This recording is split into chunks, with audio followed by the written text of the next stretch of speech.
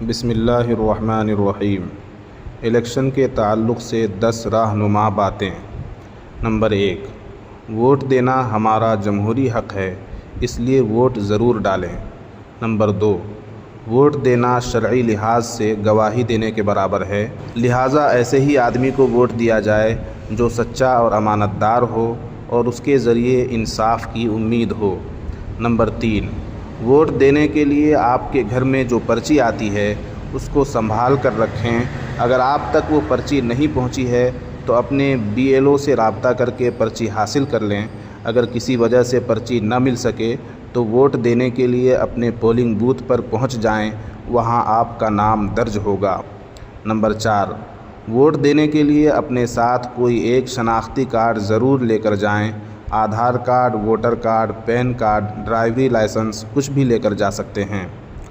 Number 5، vote دینے میں سستی اور دیری نہ کریں، صبح سویرے ووٹ دے کر فارغ ہو جائیں۔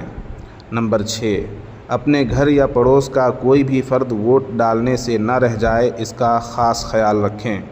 نمبر 7، اپنے گھر کی خواتین، بوڑھے بزرگ اور معذوروں کو سواری کا انتظام کر کے ووٹ دلوانے لے جائیں۔ نمبر 8، جب ووٹنگ مشین کے سامنے جائیں تو بسم اللہ پڑھ کر اپنے چہیتے امیدوار کو ووٹ ڈالیں اور EVM کا بٹن دبا کر فوراً ہاتھ نہ ہٹا لیں، بلکہ 2-4 سیکنڈ تک بٹن دبا کر رکھیں۔ جب لال لائٹ جل جائے اور VVPAT سے پرچی نکل کر آ جائے تو سمجھ لیجئے کہ آپ کا ووٹ شمار ہو چکا ہے۔ نمبر 9، پولنگ بوتھ کے اندر موبائل لے کر نہ جائیں۔ موبائل لے کر جانا یا فوٹو ویڈیو بنانا الیکشن کمیشن کی طرف سے منع ہے۔ نمبر 10، ووٹ ڈالنے سے پہلے یا بعد میں امیدواروں کو لے کر کسی سے بحث مباحثہ نہ کریں۔ اپنے پسندیدہ امیدوار کو ووٹ دے کر خاموش رہیں، اس لیے کہ جیتنے والا جیت کر چلا جائے گا، لیکن ہم سب کو پھر ایک ساتھ ہی رہنا ہے۔ آخر میں ایک گزارش یہ ہے کہ الیکشن کے زمانے میں اس چھوٹی سی دعا کا اہتمام کریں۔